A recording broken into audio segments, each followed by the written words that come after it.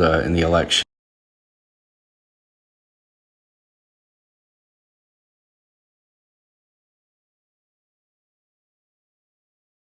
Trump was asked if he'd accept the results, and he said something that was so unlike him that I haven't been able to stop thinking about it. He said something along the lines of, yeah, I'll accept them. It doesn't look like there's going to be any fraud. He said that at the beginning of the night, before the votes were counted, right?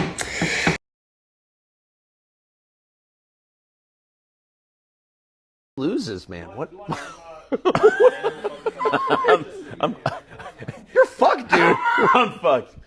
If he loses, I'm fucked. It does seem that way.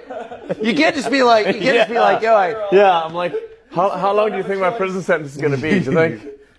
Will I see my children? I don't know. because it's not like you can say, well, yeah, I maxed out. Loses, man. What?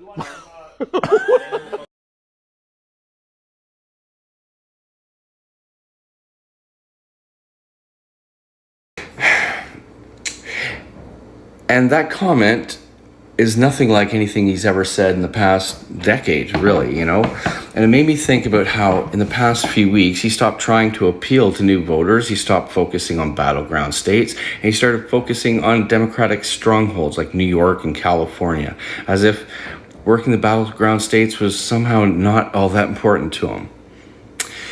This led me to think about how he had zero ground game, while Harris had an amazing ground game. He stopped doing most interviews, he stopped doing debates, and he did crazy stunts like that McDonald's thing and the garbage truck thing. He said the most outrageously stupid, unhinged things that didn't make any sense whatsoever. He became more racist and more misogynistic, more threatening. He pushed away the female vote. He pushed away the Hispanic vote. He pushed away the Haitian vote. He pushed away the Republican vote. And he never had the black vote. And since the last election, everyone knows that he's a rapist and a fraud and a con man and a felon. And he's going to go to jail if he doesn't win. He's the biggest liar that the world has ever known. And we all know it. Left, right, or center, we all know it. And he's not exactly picking up new supporters. He's just losing them, right? He's a treasonist and a fascist and a wannabe dictator that tried to overthrow the government, and he failed. But here's the thing. He learned something that last time. He learned that once the votes are counted and you've been deemed the loser, it's damn near impossible to overturn the election. And do you remember that thing he said at Madison Square Garden? He said that he had a little secret that was going to have a big impact. Do you remember that?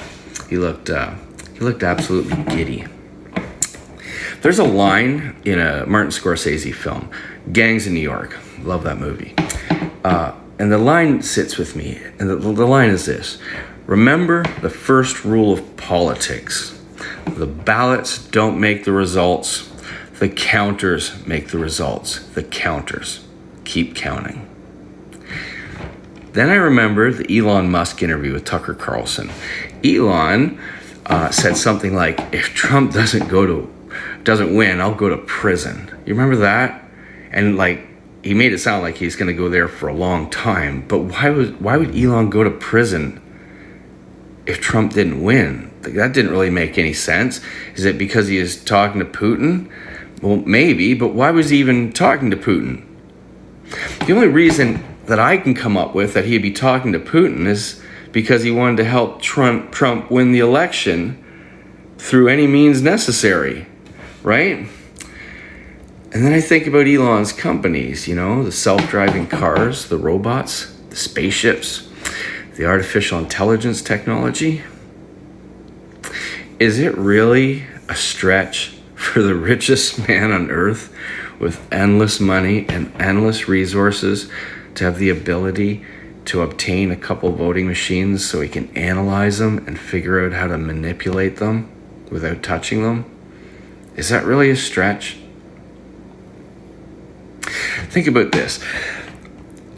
I saw Harris's support being off the charts while Trump's was in a free fall.